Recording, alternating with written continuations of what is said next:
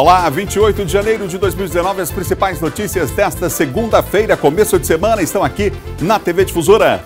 MEC anuncia hoje a lista do Sistema de Seleção Unificada SISU. Livro conta a história da mudança de vida em municípios mais pobres do estado, tendo moradores como principais personagens. No esporte, Sampaio fica no empate pela Copa do Nordeste. O Moto volta do interior do estado com vitória em Pinheiro. Na política, bloco independente com participação de Everton Elisiane acerta pauta comum para atuação no Senado. E no estúdio nós vamos falar sobre um assunto que preocupa. E hoje com a sua participação pelo WhatsApp. Aumentam casos de miopia em crianças por conta do uso de aparelhos eletrônicos. O Bom Dia Maranhão está começando agora.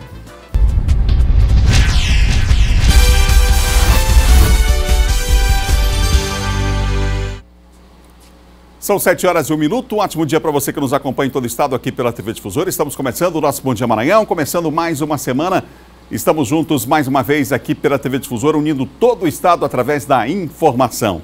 Daqui a pouquinho você vai poder participar conosco de uma entrevista no estúdio pelo WhatsApp. Hoje teremos a presença de um especialista conosco aqui no estúdio falando sobre um assunto que preocupa, um alerta, na verdade, como a gente falou no comecinho do programa. Aumento no caso de miopia em crianças. Crianças de 4 anos, por exemplo, já com miopia e muitas vezes com o estímulo que está na palma da mão. O celular, às vezes, o computador e também os tablets. A gente vai falar sobre esse assunto daqui a pouquinho, dando dicas, inclusive, para você que é pai, você que é mãe, você que acompanha a nossa programação, para tentar contribuir aí no processo em relação a essa situação aí de saúde que afeta as crianças já desde cedo com o uso de aparelhos eletrônicos. Mas a gente começa o Bom Dia de hoje com uma notícia importante para muita gente. Expectativa geral é que o Ministério da Educação divulga daqui a pouco o resultado do Sistema de Seleção Unificada, o SISU. É isso aí, gente. Quem tem os detalhes é o Eduardo Ericeira, participa com a gente aqui do Bom Dia mais uma vez. Eduardo, bom dia para você. Eduardo que está aí na Universidade Federal do Maranhão, aqui no campus do Bacanga. Boa semana, Eduardo. Olá, Adalberto, uma boa semana para você também, a todas as pessoas que nos acompanham aí, que acompanham o Bom Dia Maranhão. A gente fala ao vivo aqui no Bom Dia Maranhão desta segunda-feira, em frente à Universidade Federal do Maranhão. Aqui serão mais de 1.000 vagas que estão sendo ofertadas por meio do SISU para aqueles candidatos que fizeram o Enem em 2018, estão naquela expectativa. É muita gente, viu, Adalberto? Como você disse, em todo o país foram 3,5 milhões de pessoas que estão aptos aí a preencher essas vagas oferecidas pelas universidades públicas de todo o país, que não tiraram o zero na redação, no caso. Nesse ano tem uma novidade, viu, Adalberto? Só explicar logo pro pessoal, a gente já falou muito sobre isso, em relação à questão da lista de espera. Aquelas pessoas que que foram selecionadas para a primeira e para a segunda opção, elas não vão poder compor a lista de espera. Aquelas pessoas que já foram selecionadas ou na primeira ou na segunda opção. Apenas aquelas pessoas que não foram selecionadas vão poder aí compor a lista de espera. Aqui na Universidade Federal do Maranhão estão sendo ofertadas 2.463 vagas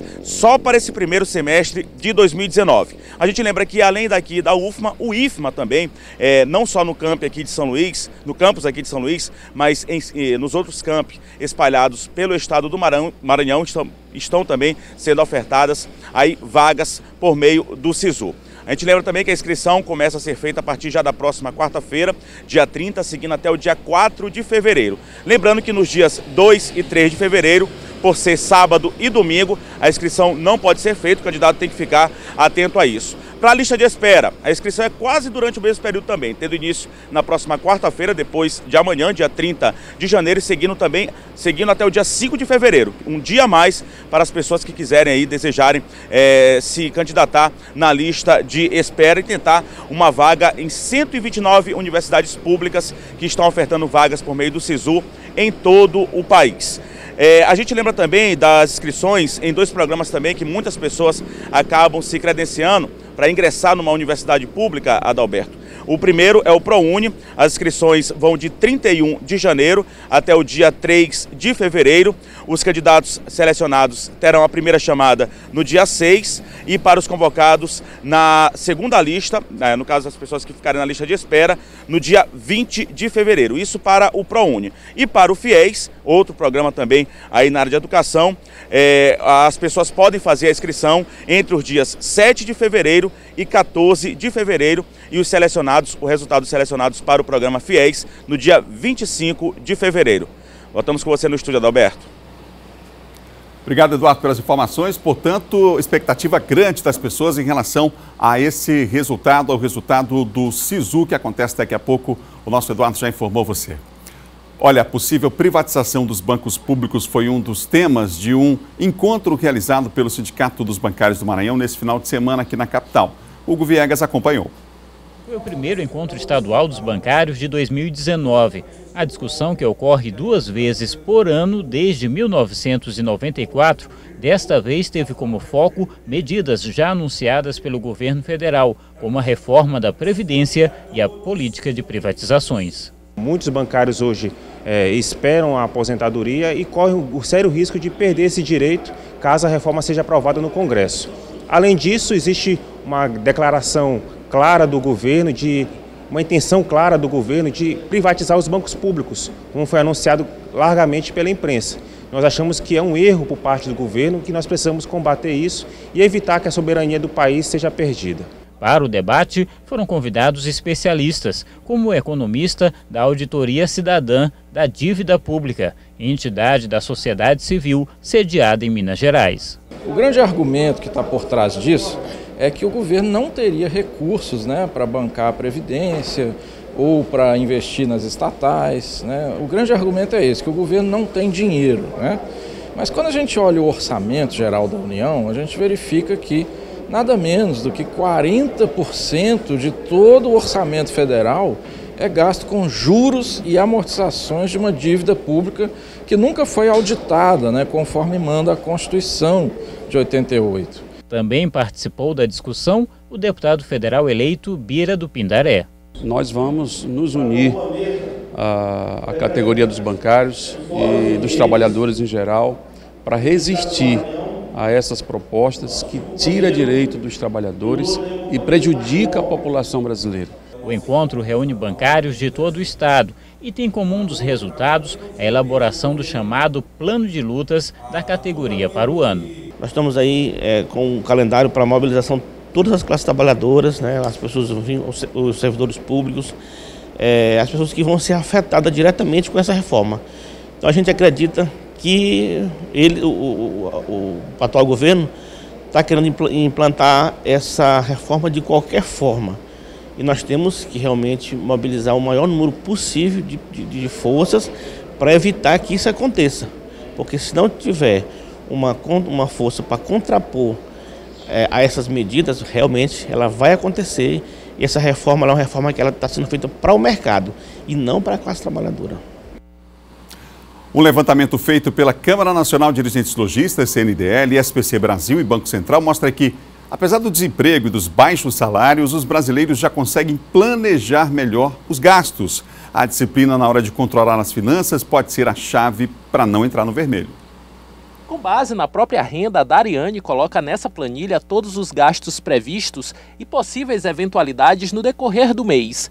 Dessa maneira, a Relações Públicas consegue manter o controle sobre as finanças. Eu sempre, todo começo de mês, que é quando começam a chegar as contas, eu faço esse planejamento, coloco o valor do meu salário aqui em cima para eu ter um controle e todos os gastos mensais. Então eu divido essa planilha em gastos fixos, que são aqueles gastos que eu sei que eu vou ter todos os meses, que é aluguel, alimentação, transporte, e os gastos que eventualmente vão aparecer, que esse aí já vai ser com o saldo que sobrar das contas que eu vou pagar. Um levantamento feito pela Confederação Nacional de Dirigentes Lojistas e do Serviço de Proteção ao Crédito em parceria com o Banco Central do Brasil revela que 63% dos brasileiros têm o hábito de acompanhar e analisar os ganhos e gastos. Quanto a outros 36%, verificou-se que eles não administram as próprias finanças. Hoje existem vários métodos que ajudam a manter os gastos dentro do controle e que podem servir como forma de evitar o endividamento. Hoje a desculpa não é a forma de falta de controle. A eficácia de um controle, tanto em papel como no aplicativo, tem a mesma eficácia. Vai depender da consciência da pessoa em registrar todos os atos e os fatos. Sempre que a gente compra, tem o ônus e o bônus. Se a gente compra um carro novo, a gente tem que pensar no IPVA, tem que pensar no seguro, que tudo isso vai afetar nosso orçamento.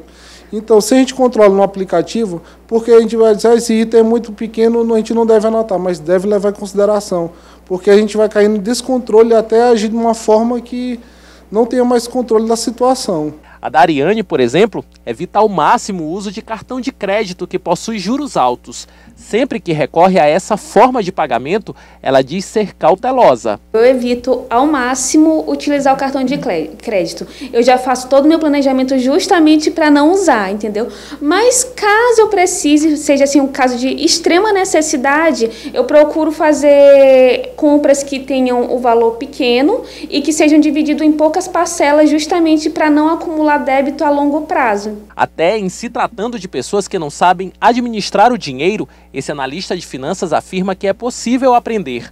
O primeiro passo é buscar auxílio de profissionais que atuam na área. Educação financeira, hoje você pode encontrar vários cursos gratuitos na internet, acompanhar todos os seus gastos, pode procurar um profissional, um contador.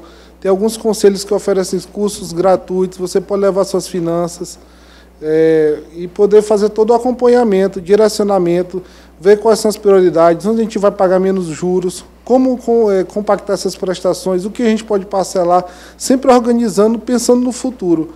A gente não pode agir por impulso. É complicado hoje em dia, né? Com muitos desempregados, com salários baixos, com reforma que tivemos recentemente na lei trabalhista, dificultando mais ainda a situação do trabalhador, né? A corda sempre pesa para o lado mais fraco, mas aí mais ainda a necessidade do planejamento, da organização. Não precisa ter um sofisticado sistema de controle dos gastos, não. Um papelzinho e um lápis ou uma caneta, enfim. Você resolve tudo, vai lá, anota e as dicas são fundamentais. Na internet hoje, muitos cursos gratuitos, mas planejamento é a palavra-chave. Receba você quanto for, seja qual for o seu salário, a sua situação, mas a gente precisa cada vez planejar mais, né? Agora, claro que fica difícil também com a situação que a gente está no país, a retomada do crescimento econômico ainda é lenta, mas vamos em frente, vida que segue. São 7 horas e mais 12 minutos, confira agora o nosso giro de notícias. 3 pessoas morreram e mais de 40 ficaram feridas em um acidente com um ônibus que saiu de São Mateus, no Maranhão, com destino a São Paulo. O veículo caiu de um viaduto. O acidente aconteceu por volta de 2h30 da madrugada de domingo. O ônibus de turismo despencou de uma altura de aproximadamente 10 metros. O veículo parou tombado ao lado da estrutura de concreto do viaduto da BR-153, próximo ao ginásio Goiânia Arena. No ônibus estavam 49 pessoas, incluindo os motoristas. 2 mulheres morreram no momento do acidente. Uma terceira morte foi confirmada na tarde de ontem. O Corpo de Bombeiros informou que 25 pessoas foram encaminhadas ao Hospital Geral de Goiânia, entre elas um dos condutores do ônibus. As pessoas que escaparam sem ferimentos foram abrigadas no ginásio Goiânia Arena. A Defesa Civil recebeu informações de que os responsáveis pelo ônibus mandariam outro veículo para buscar os passageiros. O acidente será investigado pela Agência Nacional de Transportes Terrestres por se tratar de viagem interestadual. A Prefeitura de São Luís divulgou por meio do Instituto de Previdência e Assistência do município o calendário anual estabelecendo as datas para o comparecimento dos servidores municipais, pensionistas e aposentados às sedes do órgão, a fim de realizarem a atualização cadastral previdenciária e fazer a prova de vida. De acordo com o calendário, as datas para a efetivação do recadastramento no exercício de 2019 variam de acordo com o mês de aniversário do servidor. Já está em curso o processo de atualização dos dados de pensionistas e servidores inativos que nasceram no mês de janeiro. Para estes, o processo de atualização pode ser feito até o dia 31. O processo de atualização cadastral e a prova de vida é um procedimento obrigatório realizado anualmente com o objetivo de conferir e validar os dados dos beneficiários da Previdência, garantindo a regularidade do pagamento de seus proventos. Segundo a Superintendência Regional do Trabalho, em 2018 foram realizadas 2.774 fiscalizações contra o trabalho escravo no Maranhão. Durante as ações, 43 pessoas foram resgatadas em situação análoga ao trabalho escravo, sendo várias de outros estados. Durante as fiscalizações, 3.398 autos de infração foram lavrados, 209 ações para combater o trabalho infantil, 776 fiscalizações vistoriaram as condições de segurança e saúde no trabalho. Nos meses de setembro e outubro, uma operação do Ministério Público do Trabalho flagrou 22 trabalhadores em condições degradantes dos municípios de Vargem Grande e São Bernardo, no interior do Maranhão. A equipe constatou a ausência de assinatura das carteiras de trabalho de 9 trabalhadores e desrespeito às normas de segurança do trabalho.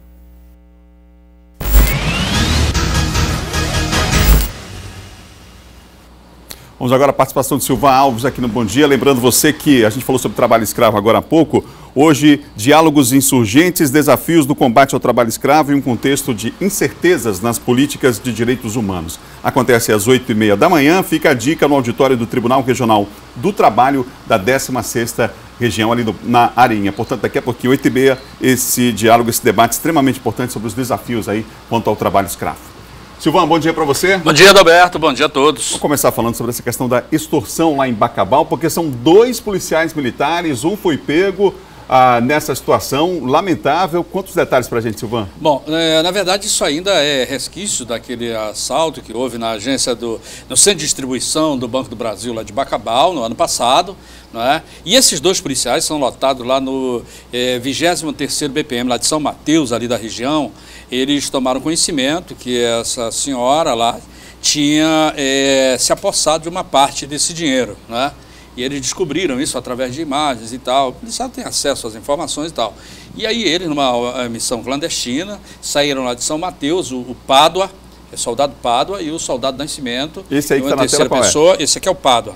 E é o que está preso, foi autuado em flagrante. E aí foram com toca ninja, descaracterizados, sem nenhuma ordem de missão. Que situação, invadiram lá a casa, querendo dinheiro, conseguiram lá, ainda tinham 16 mil reais guardados lá no interior da casa. E aí eles começaram a torturar as pessoas, querendo mais dinheiro, né? Achando que tinha mais dinheiro guardado e tal. E aí alguém conseguiu avisar a polícia, viu aquele movimento estranho, pessoas encapuzadas e tal. E policiais do 15º Batalhão, lá de Bacabal, foram até o local e acabaram conseguindo prender o Pádua.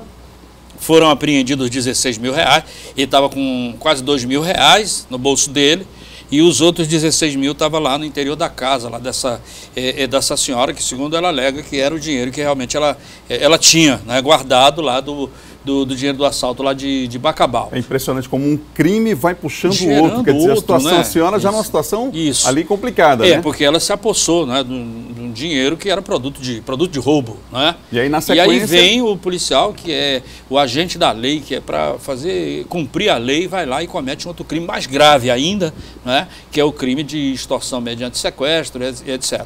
O outro policial, que deveria estar do lado de fora, observou essa situação, acabou conseguindo fugir, que é o Nascimento. O detalhe é que esses 2 policiais são policiais novos, são agora de 2017/2017, entraram na polícia agora recente. E aí o Nascimento observou a movimentação, acabou conseguindo fugir. Já houve um contato feito por um advogado, ele é servidor público, então portanto não vai poder ficar foragido, né, de que ele deve se apresentar lá no batalhão dele. O Pádua já foi transferido para cá, para o presídio do Manelão, que fica aqui no quartel do Comando Geral, e hoje deve ocorrer a prisão, a apresentação e a prisão do outro policial, para que eles possam responder. Um detalhe também que chama atenção é que a arma que ele estava utilizando é uma arma da corporação, uma arma da carga da Polícia Militar do Estado do Maranhão, que ele estava utilizando para fazer esse crime aí. Um agravante aí, por certeza, conta dessa situação. Silvan, lá em Açailândia a situação foi praticamente um arsenal que foi descoberto, né? Exato, um trabalho feito lá pela Polícia Militar. Eles descobriram, tinha ocorrido lá um sapatinho, que é aquele sequestro de funcionário de banco, gerente, geralmente o tesoureiro, e aí a polícia começou a investigar. Teve a informação de que havia uns elementos suspeitos lá no interior de uma casa, a polícia foi lá e acabou conseguindo entrar no interior do imóvel. Houve uma troca de tiro, um deles foi morto lá no confronto com a polícia. Ainda não se tem a identidade dele, porque ele estava usando um documento falso, tinha um nome lá, mas não é esse nome, o nome dele.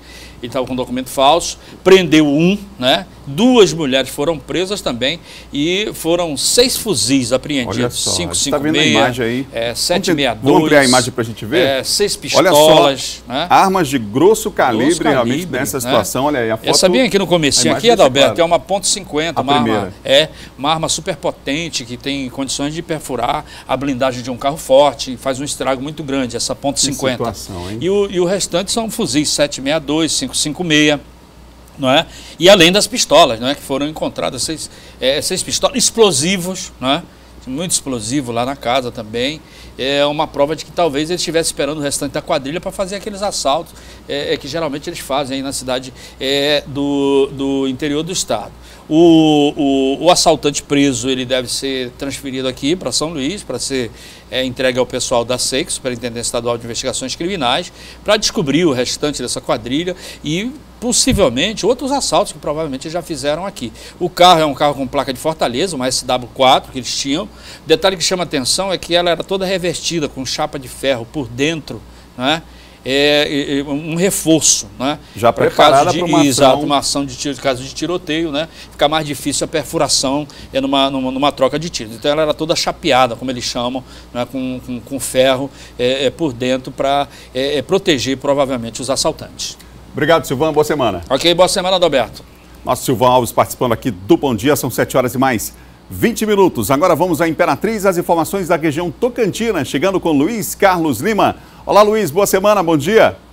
Olá, Adalberto, muito bom dia para você também. Bom dia a todos que nos assistem. Olha, a Câmara de Vereadores de Davinópolis havia marcado para o último sábado uma sessão extraordinária para iniciar o processo de cassação do prefeito José Rubem Firmo, que está preso. Mas a sessão foi cancelada por causa de uma recomendação do Ministério Público. Na porta da Câmara de Vereadores do município de Davinópolis, a convocação para a sessão extraordinária. A lista foi assinada por 8 dos 9 vereadores do município. Mas, por meio de uma recomendação expedida pelo Ministério Público do Maranhão, com marca de Imperatriz, a sessão foi cancelada. Pelo fato de que a Câmara está de recesso e não poderia convocar uma extraordinária para esse fim, né, que é para abrir essa comissão. As denúncias, que serão avaliadas durante o processo, foram protocoladas na Câmara e também no Ministério Público. Além disso, outro ponto analisado pelo Ministério Público com relação às ações político-administrativas do município de Davinópolis estão relacionadas à publicidade da sessão, que não estavam atendendo às formalidades previstas no Decreto 201/67, que regem o rito do processo. Rubem Firmo assumiu a prefeitura de Davinópolis em novembro de 2018, após a morte de Ivanildo Paiva. Pouco depois, foi afastado e preso no dia 31 de dezembro do ano passado, por envolvimento no assassinato de Ivanildo. Desde o ano passado, pacientes com problemas mentais passaram a receber tratamento, digamos assim, mais adequado nos hospitais de urgência e emergência do Maranhão. Para discutir a saúde mental, profissionais da área estiveram reunidos nesse fim de semana aqui em Imperatriz. Para lembrar as pessoas de cuidarem não só da saúde física, mas também da mental, profissionais da área se mobilizam na campanha Janeiro Branco. A intenção da gente é falar sobre saúde mental e saúde emocional. Para isso, a gente supera aquela visão de falar de doença, de transtorno mental, de loucura. A nossa intenção aqui é superar essa visão de que o conceito de saúde significa ausência de doença. A filha de 12 anos da lavradora Rosimeire está internada no macro-regional e, segundo ela, mesmo em ambiente hospitalar, tem sido bons dias. Estou achando muito legal o atendimento aqui. Os médicos atendem muito bem, graças a Deus. Membros do Centro de Terapias Orientais ofereceram massagens relaxantes para os funcionários e acompanhantes dos pacientes do hospital. O terapeuta ele vai fazer esse procedimento na intenção, né, de você fazer um relaxamento, um tratamento de mente e energético. Por hoje é só, Adalberto. A gente volta com você desejando uma boa semana a todos. Obrigado, Luiz. Boa semana a todos aí em Imperatriz também. No próximo bloco, miopia cresce entre crianças devido ao uso de computadores e smartphones. E mais, bloco independente com participação de Everton e Elisiane acerta pauta comum para atuação no Senado. São 7 horas e 24 minutos. Esse último assunto, destaque do John Coutrin já no bloco de política. 7h24, a gente vai para o intervalo, volta já, é rapidinho.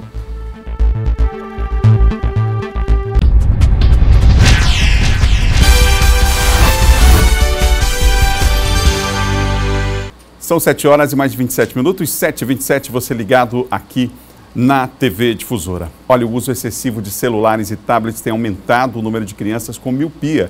Muitas delas chegam a apresentar o problema logo na primeira infância. Para falar mais sobre o assunto, eu recebo aqui no estúdio do Bom Dia Maranhão o oftalmologista Mauro César Oliveira, presidente da Associação Médica do Maranhão. E você vai poder participar pelo WhatsApp também. A gente vai já dar o número para que você participe conosco também dessa entrevista. Doutor, prazer tê-lo aqui. Bom dia, muito obrigado pelo convite. Estamos aqui à disposição para esclarecer as dúvidas dos telespectadores. Bom, doutor, uma pesquisa do Centro de Estudos para o Desenvolvimento da Sociedade da Informação revelou, recente pesquisa feita no ano passado, que 69% das crianças e adolescentes do Brasil, na faixa de 9 a 17 anos, eles utilizam a internet mais de uma vez por dia, e com um tempo considerável, inclusive. Esse acesso à tecnologia traz um outro problema, quer dizer, ele faz parte, é natural, mas ele traz um problema sério que tem sido constatado na área da saúde, não é? A miopia, por exemplo, na primeira infância. É verdade. O acesso à tecnologia é uma coisa inevitável, é uma coisa que traz extremos benefícios para a educação, mas algumas coisas precisam ser verificadas para que isso não se transforme em prejuízo de saúde. E essas observações que se faz, essas limitações ao acesso, não é ao acesso à internet em si, mas ao acesso principalmente àqueles objetos que se põem muito próximos à visão, principalmente o tablet, o celular e o notebook. As crianças que usam isso de uma forma muito precoce, desde a primeira infância, desde o primeiro ano de idade, desenvolvem, isso já foi comprovado cientificamente, um número muito maior de casos de miopia. Então, parece uma coisa assim, é muito cômoda para os pais deixar, por exemplo, um celular com um bebê de 1 ano, vendo um filmezinho de desenho animado, ele se distrai, né? Antigamente se utilizava a chupeta para distrair a criança, hoje se usa mais o celular. Isso traz benefícios porque os dentes não estragam, mas a visão acaba sendo comprometida. O ideal, a recomendação, parece incrível, mas que as crianças até 2 anos de idade não tenham nenhum contato com a questão dos celulares ou tablets. Só verificando, não é a luz do objeto que causa o problema, mas sim a proximidade em horas constantes. A gente tem aqui, inclusive, algumas dicas sobre esse assunto. Eu queria mostrar na tela uma cartela que a gente fez com algumas dicas especialistas sobre o assunto, entre elas aquela que o senhor acabou de citar aqui. Vamos ver? Vamos ver na tela algumas dicas? Fazer a criança realizar atividades em ambientes externos diariamente, aí já evita ficar muito tempo no aparelho eletrônico, né? Não aproximar demais dos olhos, aquilo que o senhor falava, celulares, tablets, computadores e livros também. Não se debruçar sobre o objeto de leitura, isso aí a gente já falava desde a época do livro, né? Não lê, inclusive, muito com o livro muito perto do rosto.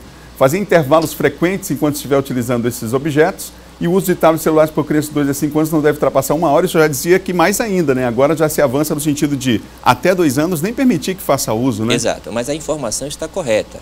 Até 2 anos, o indicado é que não haja contato com esses objetos. E a partir de 2 anos, aquilo que a gente viu na tela. De 2 a 5 anos, até 1 hora por dia, né? E a partir dos 5 anos, isso vai ser controlado de acordo com a necessidade. Uma outra coisa que as pessoas sempre têm dúvidas, assim, como deve ser o acompanhamento dessas crianças, como deve ser a avaliação para saber se essas crianças estão desenvolvendo problemas ou não. A gente viu muito bem colocadas as sugestões, as fases etárias em que acontece o problema. Até o 1º ano, a criança deve fazer algum exame de vista, principalmente logo ao nascer, que é o chamado teste do olhinho. Mas do 1º até o 12º mês de vida, deve fazer um primeiro exame visual, que é possível fazer mesmo que a criança não tenha participação. Depois, entre 4 e 5 anos, que hoje já se inicia os primeiros sinais de alfabetização, também um 2º exame. E a partir daí, um exame anual para acompanhamento. Bom, doutor, eu tenho aqui um dado do Conselho Brasileiro de Oftalmologia, que apresenta, indicando que cerca de 20% das crianças em idade escolar, de acordo com o levantamento, apresentam problemas de vista. Ou seja, você falava do problema lá na primeira infância. Mas aí esse dado também chama a atenção. A miopia é campeã, já considerada pela Organização Mundial de Saúde como uma epidemia do século. Exato. E aí fica o alerta também para as crianças nessa outra faixa etária, né? Sim, já vem sendo consequência do uso dos aparelhos eletrônicos desde a primeira infância, já se manifestando. Muitas vezes o diagnóstico ele é feito um pouco mais tardio. Você citou uma faixa etária em que as crianças já estão na fase de adolescência. Provavelmente esses casos já começaram desde cedo e foram diagnosticados mais tarde. É importante verificar que antigamente se achava que a miopia ela era exclusivamente hereditária, que ela não era provocada por fatores ambientais. E hoje está comprovado de que a influência do uso contínuo dos aparelhos eletrônicos pode desenvolver. Doutor, a gente tem a participação das pessoas pelo 991467343 aqui pelo WhatsApp. Tem uma pergunta aqui do Alexandre, ele perguntando como é que os pais devem fazer em relação ao tempo de exposição das crianças e adolescentes a esses aparelhos eletrônicos. É possível estabelecer uma média de tempo para uso durante o dia? Sim, embora parece ser uma coisa um pouco empírica, porque cada profissional pode achar de uma forma diferente, mas é aquilo que nós recomendamos. Até o 2º ano de idade, de 0 até o 2º ano, o ideal é que as crianças não tenham contatos com os tablets e celular. Do 2º ano até por volta até 5 anos de idade, que a criança já vai poder manipular o aparelho eletrônico para algumas finalidades, até 1 hora por dia. E a partir daí, ele já vai poder fazer um acompanhamento médico para saber se está desenvolvendo algum problema, e também com horas alternadas, ele pode ter uma exposição maior, mas sempre com horas alternadas.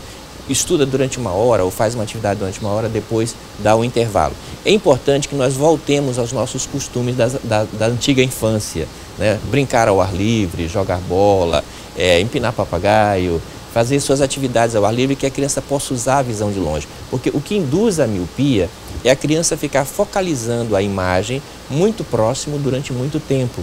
O nosso olho, ele tem uma coisa chamada mecanismo de acomodação, que é como se fosse uma espécie de zoom, onde nós trazemos a nossa visão para próximo. E se você fizer uma observação, se você colocar o seu dedo muito próximo e ficar olhando muito tempo para ele, você vai ver que a imagem de longe está borrada. Então a criança, ela tem essa capacidade de acomodação, que é esse zoom natural, muito mais desenvolvida do que o adulto.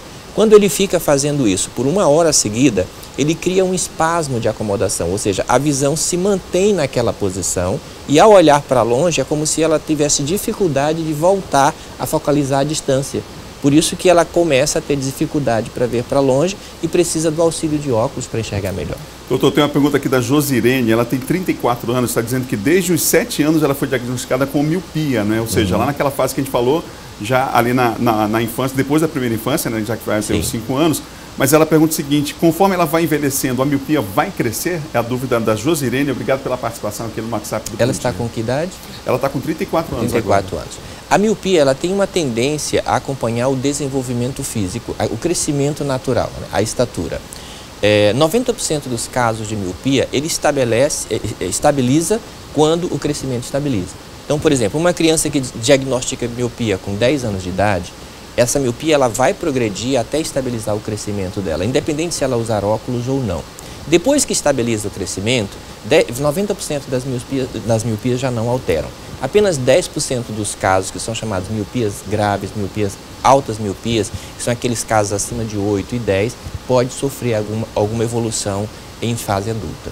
Doutor, obrigado pela entrevista aqui, a participação aqui no Bom Dia. É um assunto tão importante, extremamente importante, aliás, e que os pais fiquem atentos, alerta, né? Porque a criança, inclusive, em geral, não sabe identificar esse problema, né? Precisa que os pais estejam atentos para identificar essa situação. É verdade. E eu também agradeço pela oportunidade. Na dúvida, leve o seu filho ao oftalmologista. É possível diagnosticar esse problema de vista, independente da idade, até mesmo criança com 1 ano, que não sabe se manifestar, mas é possível fazer o diagnóstico e eu parabenizo pela importância do tema escolhido. Obrigado. Obrigado pela sua participação. Muitas perguntas aqui, não deu tempo de fazer todas elas, mas a gente vai encaminhar depois. E de qualquer forma, agradecemos a sua participação, você que participou pelo WhatsApp do Bom Dia Maranhão. Vai ser assim agora, as entrevistas você vai ter uma participação mais direta, vai poder fazer a sua pergunta também. São 7 horas e mais 36 minutos. Contar a mudança de vida nos municípios mais pobres do estado a partir de seus personagens. Vai ser lançado hoje um livro com essa proposta. Quem tem os detalhes é o Eduardo Ericeira, que está ao vivo lá no local do lançamento do livro, inclusive. Eduardo. Pois é, Adalberto, voltamos a falar ao vivo aqui no Bom Dia Maranhão. A gente está exatamente no local onde vai ser lançado o livro a partir das 17 horas de hoje, 5 horas da tarde, desta segunda-feira, aqui no Palácio Henrique de La Roque. Eu vou conversar aqui justamente com o jornalista que escreveu o livro, o Xavier Bartaburo, que vai falar um pouco mais sobre o conteúdo, o que traz esse livro. Xavier, foram 3 meses, ele estava me contando, 3 meses de trabalho, viajando por esses 30 municípios que tinham menor IDH, que passaram por esse processo de transformação. O que você conta nesse livro, o que você pôde verificar?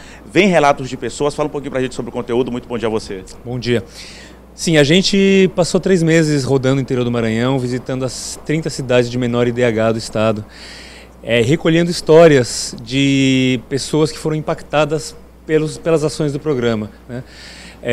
E são histórias basicamente de transformação, de vida em várias áreas, saúde, educação, geração de renda. A gente pode perceber que realmente a vida das pessoas elas mudou radicalmente, né?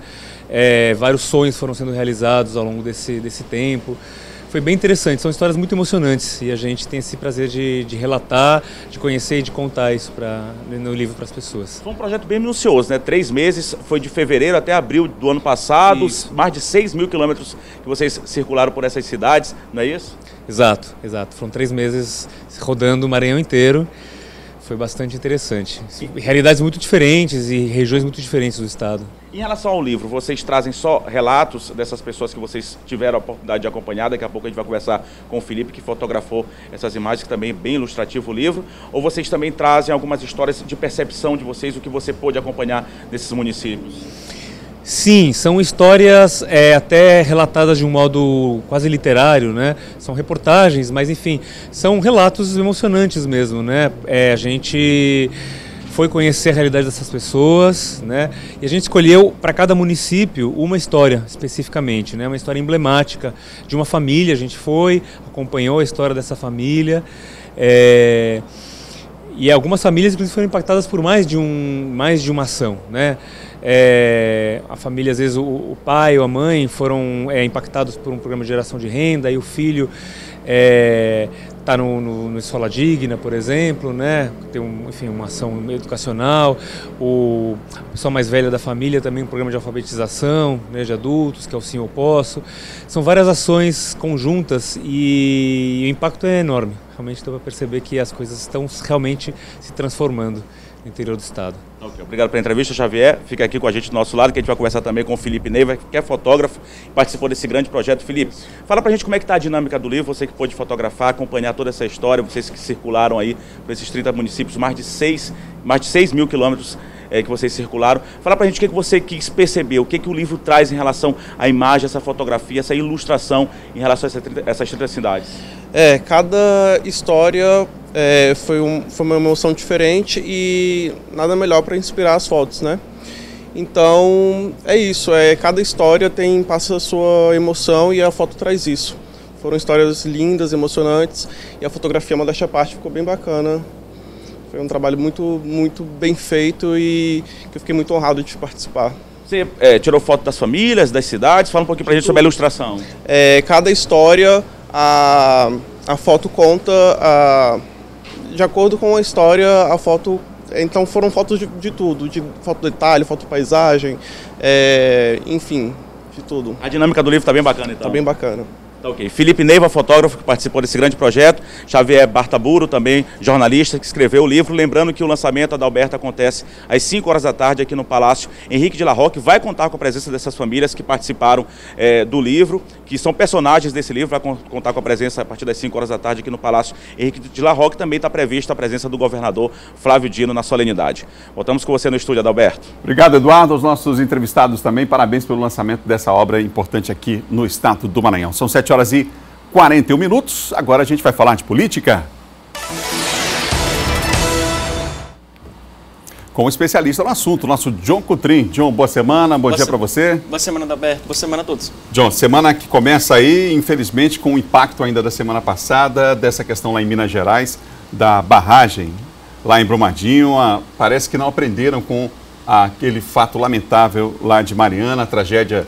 Uma outra tragédia já anunciada 3 anos depois, e há um impacto disso direto também no governo federal, né? Já tivemos entrevistas coletivas com os ministros, vários ministros falando sobre o assunto, até porque fica aí também a pergunta em relação à capacidade e à eficácia da fiscalização por parte do poder público, não é, John? Exatamente, Adalberto. Até porque o atual governo, o governo Jair Bolsonaro, ele já foi, logo que assumiu, inclusive na campanha, ele é defensor de uma prática justamente contrária à proteção que poderia evitar esses acidentes. O que é que acontece? Eles são defensores, o governo Bolsonaro, eles vão defender uma política pública de flexibilização do licenciamento ambiental, ou seja, eles ainda na campanha, assim como o ministro do Meio Ambiente, assim que ele assumiu, Adalberto, ele foi logo tocando nesse assunto, inclusive com a extinção do Ministério, inclusive dizendo que no Brasil precisava fortalecer o agronegócio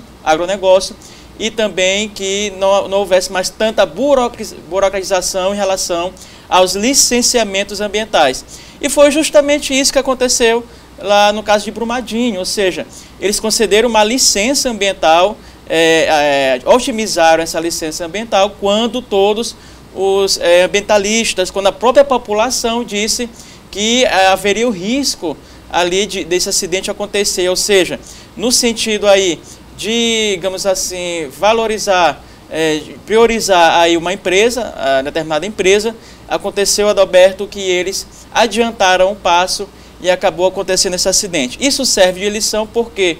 Porque é necessário que no país agora haja uma cautela maior e haja, claro, um rigor maior nessas concessões de licença ambiental, nessas avaliações que são feitas pelos órgãos governamentais. Como você disse, a lição está aí, resta saber se vão aprender realmente como deve.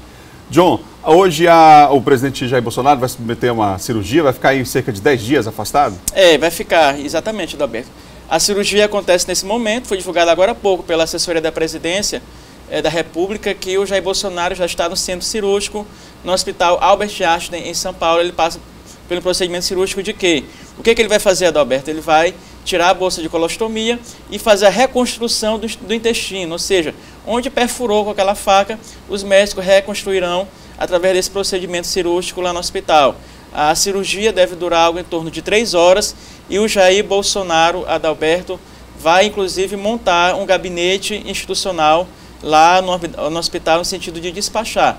É claro que o Mourão, o general Mourão, ficará 48 horas internamente no cargo e o Jair Bolsonaro, a previsão inicial é que ele volte na quarta-feira para reassumir o comando do país.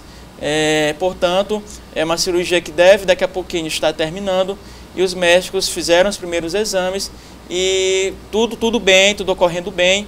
Ele estava pronto para fazer a cirurgia, Adalberto. Essa é a 3ª cirurgia que ele faz, aí depois daquele incidente que aconteceu com ele na semana passada. É claro, o presidente então que volte, se restabeleça e assuma o país diante de tantos desafios, diante de tantos problemas que esse país passa. É necessário que o Jair Bolsonaro então assuma de fato o governo desse país, Adalberto, e comece de fato a governar. João, vamos falar da Assembleia Legislativa do Estado, porque como é que está a situação em relação às eleições? Já há um consenso praticamente, né? Inclusive já a formação ali da mesa diretora da casa. Já está fechada essa mesa? Praticamente fechada, Adalberto. Primeiro, a eleição do presidente Otelino Neto consolidada. O Otelino Neto deve ser reconduzido à presidência ali da Assembleia Legislativa. É claro, o que se discute aí são os outros cargos da mesa diretora da Assembleia. Nós temos, portanto, já definidos a primeira secretária, que será a deputada Andréa Rezende, inclusive está aqui na foto, ela é do Democratas. A segunda secretária, nós temos também a Cleide Coutinho se discutindo, o terceiro secretário, o Pará Figueiredo. O que também está em discussão é a 4ª secretaria, que pode ficar com o Arnaldo Melo ou com o Roberto Costa. Em relação às vices, a primeira vice-presidência do Glaubert Coutrin, a segunda, Adalberto, também está sendo aí, tem a Thaís Ortegal também disputando, ou seja, praticamente fechada aí a composição da mesa diretora, tendo também a Detinha aí também na vice-presidência e nas outras vice-presidências. Portanto, a mesa diretora praticamente fechada, faltando alguns cargos serem definidos. Em relação à posse, na sexta-feira, Adalberto, onde será feita a eleição da mesa diretora na Assembleia, haverá essa sessão às 11 horas da manhã. Claro, uma sessão preparativa às 9h30, mas a eleição da mesa diretora acontece às 11 horas da manhã da próxima sexta-feira. Ou seja, será conduzida pelo deputado que tem mais mandatos, que é o Rigo Teles, e na próxima segunda-feira será a sessão de abertura à tarde, na próxima segunda às 16 horas, claro, com a presença aí do governador, dando início aos trabalhos legislativos da Assembleia Legislativa. Vamos falar agora do Senado, porque o Bloco Independente, com a participação do senador Everton, também da Elisiane Gama, acerta pauta comum para atuação, então, no Senado Federal, né? Já estão reunidos esse Bloco Independente, formado pelo PDT, PPS, Rede e PSB. Esses partidos reuniram através dos seus senadores e, claro, estão aí alinhando a pauta no sentido de atuar conjuntamente ali no Senado, Adalberto. Claro, o Everton, do PDT, a Elisiane, do PPS, estiveram nessa reunião e o Everton destacou que há aí um sentido de uma agenda propositiva a ser levada no Senado e também de fortalecimento do próprio poder do próprio Senado. Ou seja, é interessante que esses senadores estejam aí unidos e também, claro, que atuem em conjunto nas pautas que serão levadas, discutidas e votadas ali no Senado Federal. Na foto a gente vê aqui o Everton, a Lisiane, também a Leila, lá do Distrito Federal, né? Exato. O Cid, lá que será. O Cid do Ceará, também o senador Randolfo Rodrigues, né? Enfim, bloco unido aí no Senado Federal também. John, boa semana. Boa semana aberta amanhã. No próximo bloco, você vai ver aqui as notícias do esporte com Laércio Júnior. Teve o Sampaio que empatou pela Copa do Nordeste, o Moto que veio do interior com vitória. Já, depois do intervalo, aqui no Bom Dia Maranhão, a gente volta já.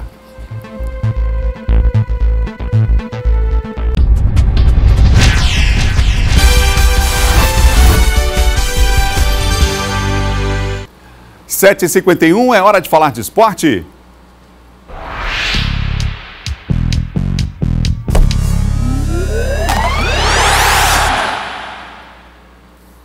Vem para cá, Laércio Júnior, porque o final de semana foi bastante movimentado e, enfim, Copa do Nordeste, Campeonato Estadual.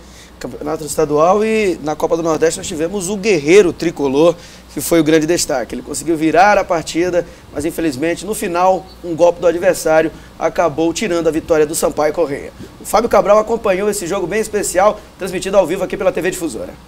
Um guerreiro tricolor.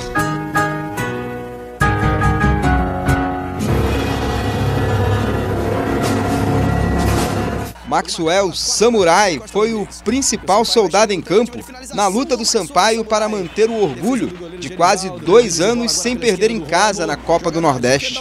Mas no primeiro tempo, os golpes do Samurai não entraram. Invadiu a área, vai empatar, perdeu! Já o adversário teve a confiança necessária para agredir na hora certa. Veio Confiança de novo, cruzamento perigoso! É gol do Confiança! Gol! E sem medo de lutar, quase matou o jogo ainda na primeira etapa. Mesmo assim deu certo! Quase pintou o segundo do Confiança com Rafael Vila. Mas a batalha do futebol só termina no fim dos 90 minutos. Pecamos ali em um momento onde começamos bem o jogo e acabamos sofrendo o gol ali. Mas a gente não pode se abalar. Pecamos também no cruzamento, onde a gente vai procurar melhorar no segundo tempo e virar a partida. E a equipe maranhense voltou com um espírito diferente para o segundo tempo, cobrando 2 pênaltis. Maxwell Samurai virou o jogo. Partiu, bateu! Gol!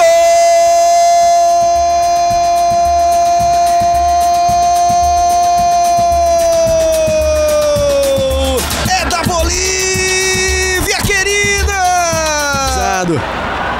Para virar o jogo, tem a oportunidade a Bolívia querida. Partiu Maxwell Samurai, bateu, é gol!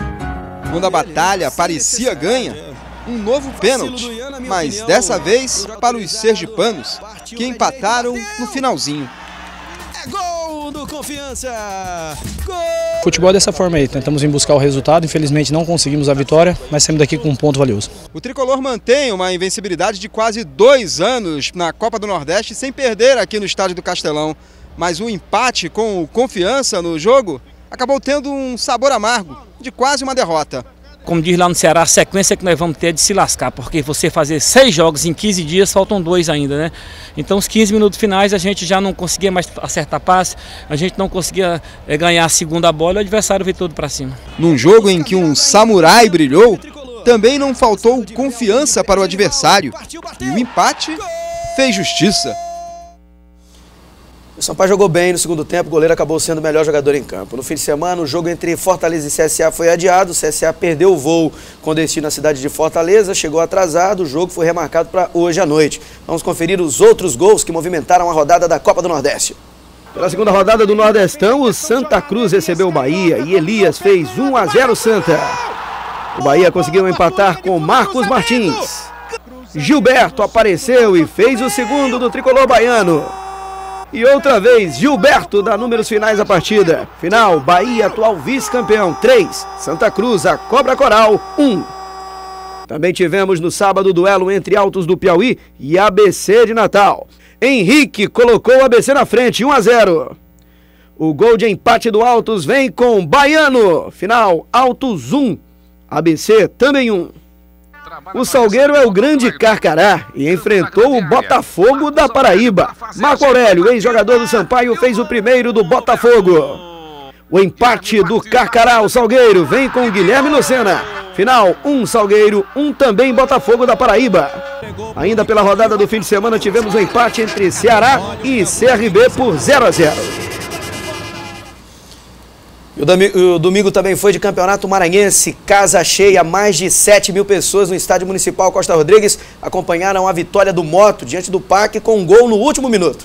Começo de jogo e logo de cara, Vinícius Paquetá tenta o gol com um primeiro lance perigoso do jogo. E aos 4 minutos do primeiro tempo, o Moto abre o placar. O gol foi do zagueiro Lucas Dias. O jogador aproveitou a falha da defesa do PAC. E o fim do primeiro tempo, o PAC sai em desvantagem. O Búfalo chega com domínio de bola logo nos primeiros minutos do segundo tempo. O Búfalo tenta reverter o placar, mas permanece a falta de finalização. Aos 41 minutos do segundo tempo, Paquetá, em cobrança de falta, faz o gol de empate para o Búfalo da Baixada. E nos últimos minutos, em bola parada, o Moto define o placar. Julinho Arcanjo bate falta e Danilo finaliza com gol. Final de jogo, Moto 2, PAC 1. Graças a Deus, no final, conseguimos fazer o gol e sair premiado com uma grande vitória. Eles fizeram gol no início da partida, dificultou muito, mas voltamos no segundo tempo com ritmo de jogo melhor, eu pude empatar a partida, mas infelizmente eles fizeram gol no final, eu trocaria meu gol sem dúvida por essa vitória. Grande jogo, o Moto segue muito bem, Adalberto Melo. Até amanhã, Laércio. Um abraço. Olha, a já consagrada feirinha São Luís, da Praça Benedito Leite, ontem entrou no clima do carnaval, vamos ver. Uma das atrações do domingo foi a bateria da Escola Flor do Samba. Com sambas inéditos e de antigos carnavais, a agremiação fez o público cair na dança. Essa parceria entre o município, a Prefeitura Municipal e as escolas de samba em como todas, somente a Flor de Samba. Então é muito bom começar a lutar, isso engrandece o nosso carnaval. A programação da Feirinha São Luís entrou no clima do pré-carnaval, mas claro, sem deixar de lado as atrações que já fazem parte do projeto consagrado pelo público, como as barracas, que vendem de tudo. Estamos vivendo um momento do pré-carnaval, muita alegria, muita diversidade cultural aqui na Arena Cultural da Feirinha São Luís. Um sucesso consolidado, que é esse projeto da Prefeitura de São Luís. Estamos muito alegres em poder proporcionar para a cidade e para os turistas o que há de melhor na culinária, nas artes plásticas, literárias e principalmente na cultura de São Luís. E quem vem aproveitar a tarde de domingo aprova a combinação entre o belo cenário do Centro Histórico de São Luís e a programação, que teve ainda mais samba e pagode no ritmo do carnaval.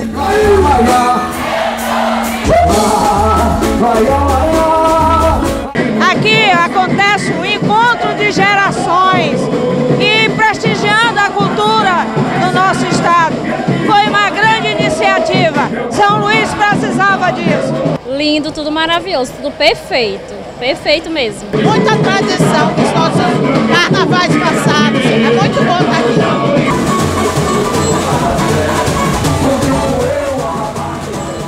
Bom dia, fica por aqui. A gente se encontra amanhã às 7. Até lá.